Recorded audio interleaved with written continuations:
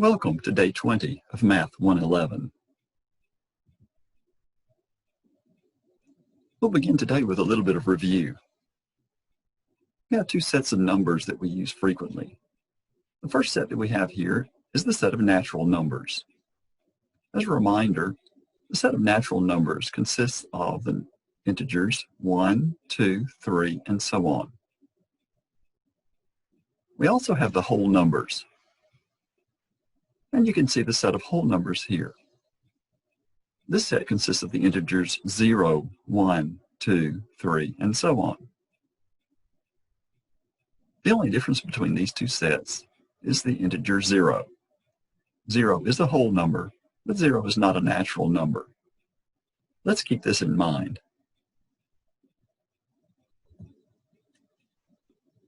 We also want to discuss a little bit of terminology here.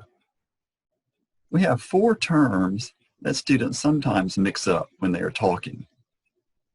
These terms are divides, factor, divisor, and multiple.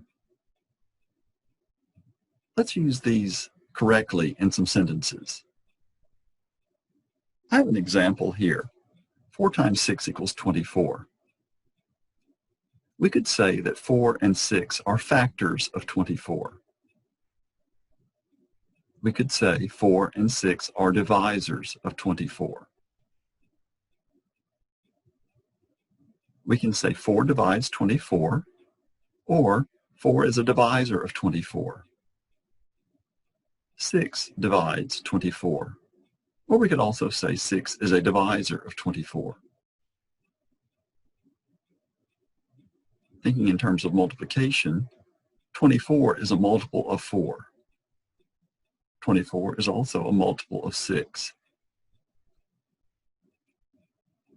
Make sure you understand the correct usage of each of these four words.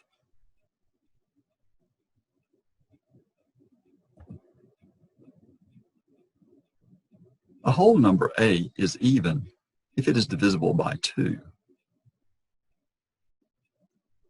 We'll be using this definition over and over. An alternate definition is a whole number A is even if 2 is one of its factors.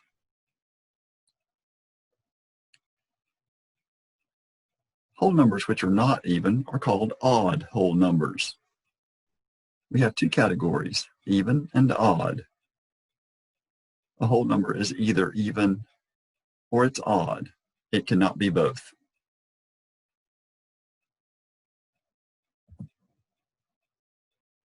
If a whole number A is even, we can represent this number as a multiple of 2. So we can write A is equal to 2 times K, where K is some whole number. If we have an odd number, let's call it B, we can represent B as follows. B is equal to 2 times J plus 1, where J is a whole number. So even numbers can be represented as 2 times an integer, or 2 times a whole number. And odd numbers can be represented as 2 times a whole number plus 1.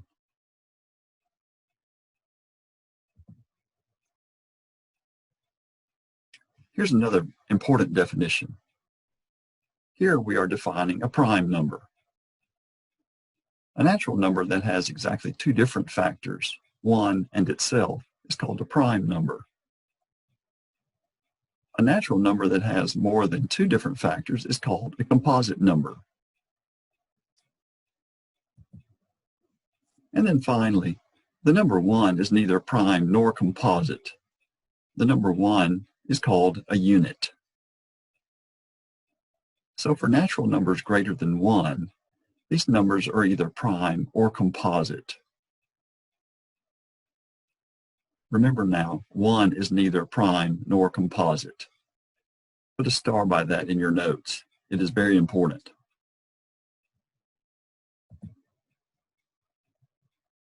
We're going to do a little activity now. I'll get you started on it, and then you can pause the video to complete it. You'll find a page for the color tile activity in the back of your lecture manual. It is on page 60. You can see an image of it here.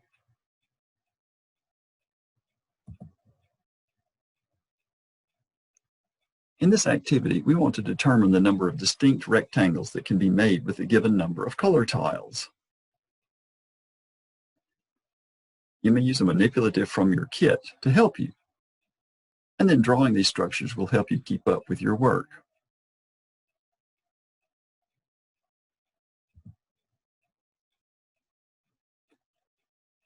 I'll get you started. The first line in the activity says that we have one color tile. How many rectangles can we make with one color tile? There's only one rectangle. This color tile is a square. If we rotate it, it looks exactly the same. So with one color tile, there's only one rectangle. Let's consider two color tiles. How many rectangles can we make using two color tiles? Well, as you can see here, I can make two rectangles. I can make a 1 by 2. That's this one here. Remember, we expressed the dimension on the left followed by the dimension across the top. 1 by 2. That's one of our rectangles, and the other is 2 by 1. You'll notice that it's two color tiles tall and one wide. So a 2 by 1. When we have two color tiles, we have two possible rectangles.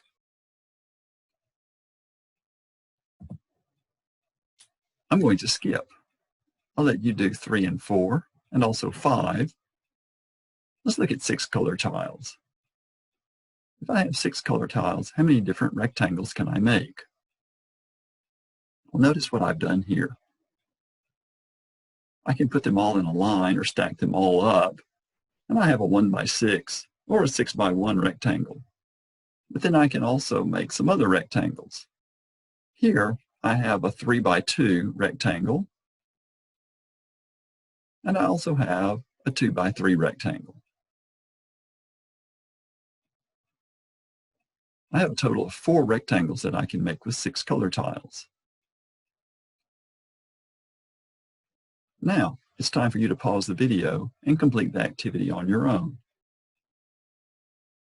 If you don't have a manipulative handy, you can draw these.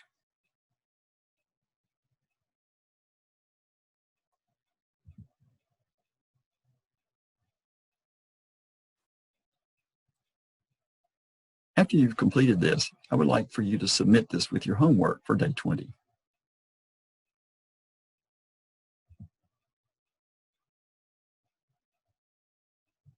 Now let's think about prime numbers. We're going to do another activity. In this activity, we'll be actually finding prime numbers less than 100. The process that we use is called the sieve of Eratosthenes. We will begin with a copy of the 100 chart. You'll find the 100 chart in the back of your lecture manual also. If you don't have a way to copy it, you can quickly draw a table and fill it in for yourself. Here you can see that I have the 100 chart. Since we're looking for prime numbers, remember 1 is not prime, it's not composite either. Let's scratch it out so that we don't consider it at all. In general, what we'll do is circle the smallest number that's available, and then we'll scratch out or cross out all of the multiples of that number. This is good practice with skip counting with children.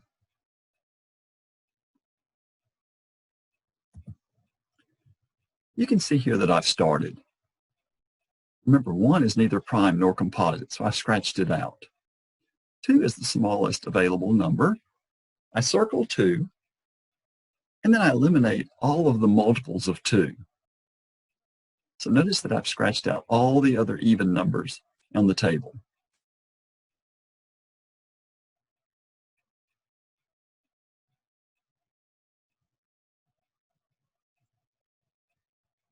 The smallest available number now is 3. I'm going to circle 3, and then I want to eliminate all multiples of 3. Some of them have already been scratched out, so I'm not going to scratch them out again. But any multiple of 3 that has not been eliminated, I'll eliminate now. And you can see those have been done in red.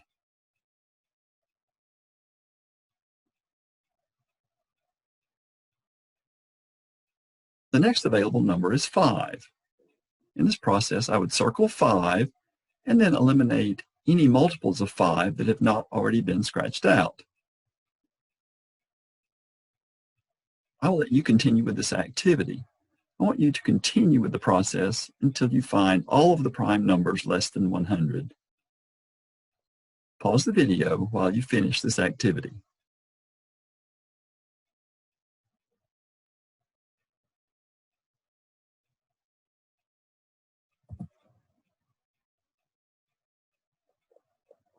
Hopefully, you have found a list of prime numbers. Check your work against the list that I have here. These are all of the prime numbers which are less than 100.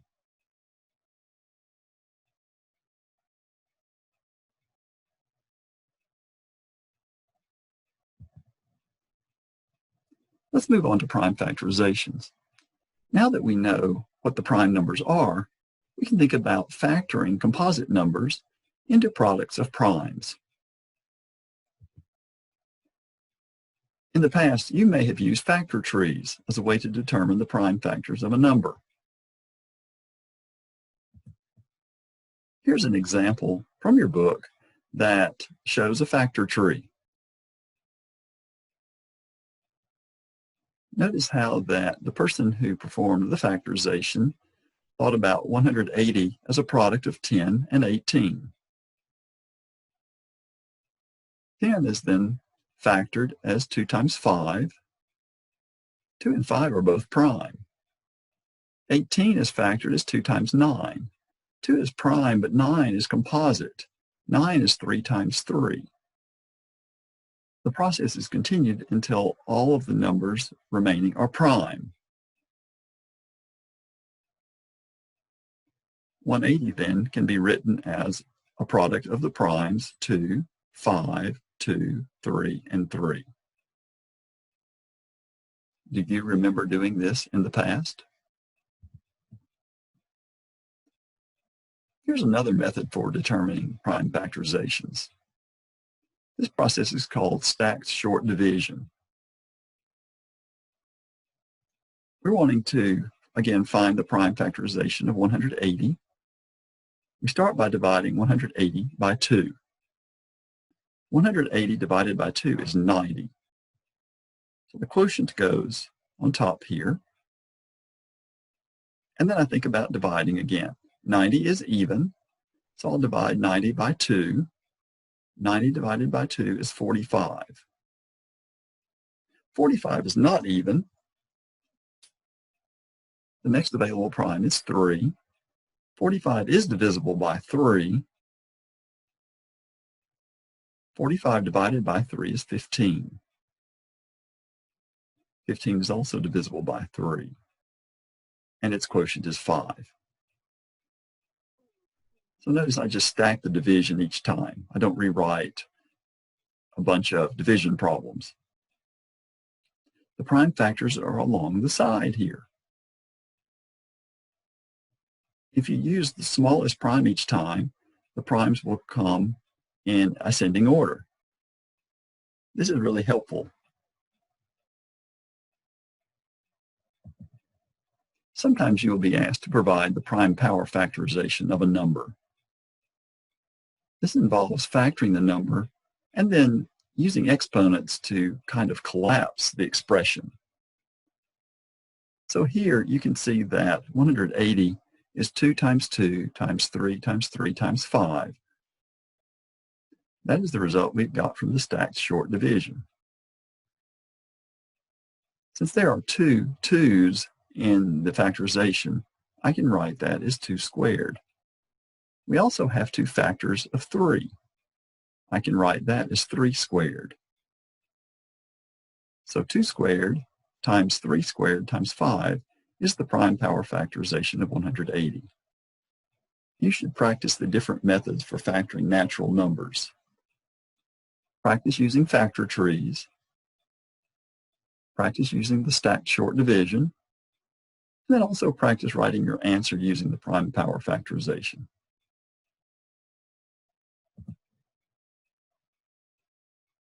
These two statements need to be memorized. A natural number that has exactly two different factors, one and itself, is called a prime number. This is the definition of a prime. This last statement is the fundamental theorem of arithmetic. Every natural number greater than 1 is a prime, or can be expressed as a product of primes in one and only one way, apart from the order of the prime factors. Again, memorize these. I'll be asking for these on the next test.